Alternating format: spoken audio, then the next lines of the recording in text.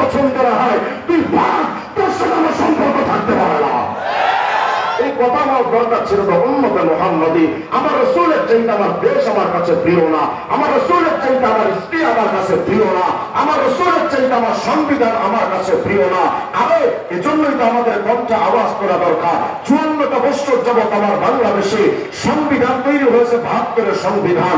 ওই সংবিধানে মুজিবের ইজ্জতের আইন আছে, জিয়ার ইজ্জতের আইন আছে, নেতাদের ইজ্জতের আইন আছে, রাষ্ট্র বিরোধী বক্তব্য দিলে তাদের ব্যাপার আইন আছে। আজও পর্যন্ত কোন সরকার আমার বাংলাদেশের সংবিধানে নবীর ইজ্জতের হেফাজতের জন্য একটা আইন পাস করতে পারে নাই। মুসলমানদের এখন আওয়াজ তোলা দরকার, যে সংবিধানে নবীর ইজ্জতের আইন থাকে না ওই সংবিধান আমি মানি না। আওয়াজ তো উঠানো দরকার ছিল। আমার রাসূলের চাইতে আমি সংবিধানকে পরিচয় দিতে চাই না। হ্যাঁ, এই বক্তব্য দিলে হয়তো রাষ্ট্রদ্রোহী মামলা হতে পারে। অপরাধ না করেও তো 2বার কারাগারে ছিলাম গত স্বৈরাচার সরকারের আমলে। যদি এই সংবিধানের বিষয়গুলোকে সংশোধন করার জন্য আওয়াজ তুলতে গিয়ে আবার কারাগারে যেতে হয়, সেজন্য তো ওলামায়ে কেরাম প্রস্তুত আছি আমরা। আফসোসের সাথে বলতে হয়, আমাদের বাংলাদেশের সংবিধানের শুরুতে লেখা বিসমিল্লাহির রহমানির রহিম, পরম করুণাময় অসীম দয়ালু আল্লাহর নামে শুরু করছি। এই কথা বলে আল্লাহর নামে শুরু করে কি শুরু করেছে? মদের আইন বৈধ, সুদের আইন বৈধ, পতিতালয় বৈধ।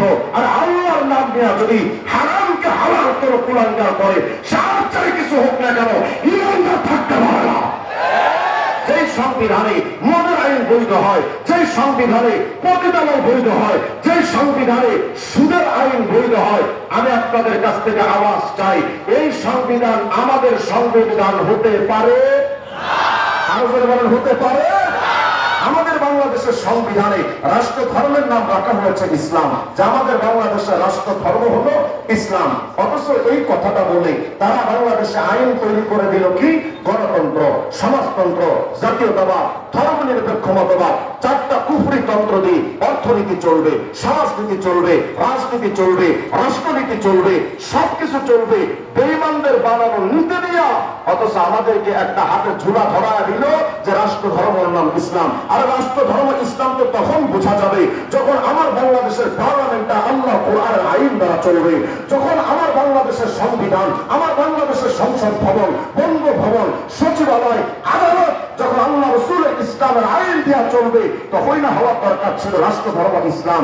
আমাদের আজকে আওয়াজ তোলা দরকার, রাসূল যে আইন নিয়ে পৃথিবীতে এসেছেন, আমরা যদি উম্মতে মুহাম্মাদি হয়ে থাকি, নবীর আইন ছাড়া আমরা কোনো আইন মানি না। প্রস্তুত থাকা যাবে ইনশাআল্লাহ? অথচ আমরা ফজরের নামাজ পড়ে